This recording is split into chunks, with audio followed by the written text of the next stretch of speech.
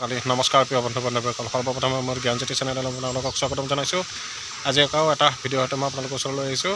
আজি মই এনেকুৱা এডাল গছ চিনাকি কৰি দি আছোঁ, যি গছডাল আপোনালোকে হয়তো জংঘলত দেখি আহিছে, হয়তো চিনি নাপায়। সেই গছডালৰ বিষয়ে মই আজি আপোনালোকক ক'ম, ইয়াৰ উপকাৰিতাৰ বিষয়ে। সৰ্বপ্ৰথমে মই গছডাল দেখুৱাই দিম আৰু গছডালৰ বিষয়ে মই সকলোখিনি কথা আপোনালোকক এই ভিডিঅ'টোৰ সৈতে জনাই থাকিম। আৰু যিসকলে চেনেলটোত নতুনকৈ আহিছে তেওঁলোকে যাতে ছাবস্ক্ৰাইব কৰে, লাইক শ্বেয়াৰ কমেণ্ট কৰে, লগত নটিফিকেশ্যন বেলটো দবাই দিব, যাতে এনেকুৱা ধৰণৰ ভিডিঅ' মই আপোনালোকৰ ওচৰলৈ আনি থাকিব পাৰোঁ। আহক, মই গছডাল দেখুৱাই আছোঁ আৰু গছডালৰ কিমানখিনি উপকাৰিতা আছে মই সেইখিনি আপোনাক এই ভিডিঅ'টোৰ সৈতে জনাই আছোঁ। চাই লওক আপোনালোকে, এইডাল গছ, ইয়াক অপমাৰ্ক বুলি কয়। মই পাতকেইটা একেবাৰে ভালকৈ দেখুৱাই আছোঁ, এইডাল চাওক। আৰু ইয়াত ওপৰত কাট টাইপ হয়, কাঁইটৰ দৰে এইডাল গছ। ইয়াত বহুখিনি পৰিমাণে আছে।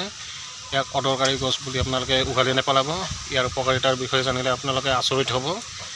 এয়া অপমাৰ্কৰ গছ, এইখিনি বহুতখিনি আছে আৰু জংঘলত বিশেষকৈ পাহাৰ অঞ্চলত এই গছডাল বেছিকৈ হয়।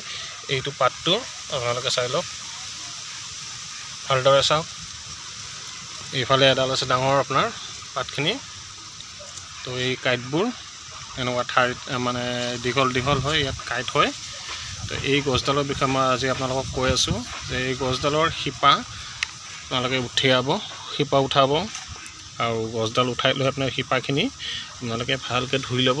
ধুই লৈ অলপ সামান্য গৰম পানীত শিপাখিনি তিয়াই থৈ দিব। আৰু যি শিপাখিনিৰ ৰস ওলাব, সেই ৰসখিনি আপোনালোকে ৰাতিপুৱা খালী পেটত খাব। আপোনালোকৰ যদি পেটত পাথৰ হৈছে তো পাথৰ ভাঙি যাব। যদি আপোনালোকৰ যৌনশক্তিৰ কম আছে তো যৌনশক্তি বাঢ়ে। আৰু ইয়াৰ আৰু এটা গুণ আছে যে ইয়াৰ শিপা যদি আপোনালোকে মানে পিয়ৰ যোনটো নাৰিকল তেল কওঁ আমি, সেই নাৰিকল তেলৰ লগত যদি মিক্স কৰি আপুনি মূৰত লগায়, তেনেহ'লে আপোনালোকৰ চুলি সৰাও বন্ধ হয় আৰু চুলি নতুনকৈ গজে। এই গছডালৰ উপকাৰিতা ইয়াত আৰু কিছুমান আছে। ইয়াৰ উপকাৰিতাৰ বিষয়ে মই সেইখিনি গোটেইখিনি জনাই আছোঁ আপোনালোকক ক'লোঁ। পাথৰ আৰু যৌনশক্তি যদি কম থাকে তো যৌনশক্তি বাঢ়ে। প্লাছ আপোনালোকৰ যদি মানে উইক পইণ্ট লাগে, শৰীৰটোত কেতিয়াবা দুৰ্বল অনুভৱ হয়, তো ইয়াৰ শিপা যিদৰে মই কৈছোঁ সেই অনুপাতে আপোনালোকে ইয়াৰ শিপাৰ ৰস উলিয়াই খাব ধুনীয়াকৈ গাখীৰৰ লগত। তো আপোনালোকৰ এনাৰ্জিটো বাঢ়িব। এনেকুৱা এবিধ গছ আপোনালোকৰ আশে পাশে থাকে। আমি হয়তো অজানিতে বা নাজানি কিছুমান গছ উঘালি পেলাই দিওঁ।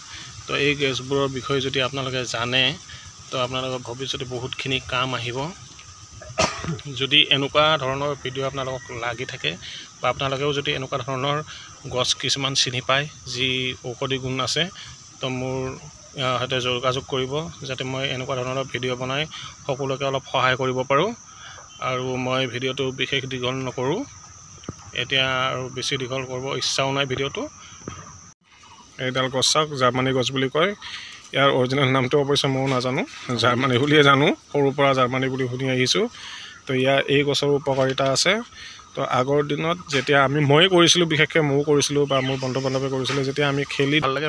মই আপোনালোকৰ পৰা বিদায় লৈছোঁ। ওম নমঃ শিৱায়, জয় মা কালী।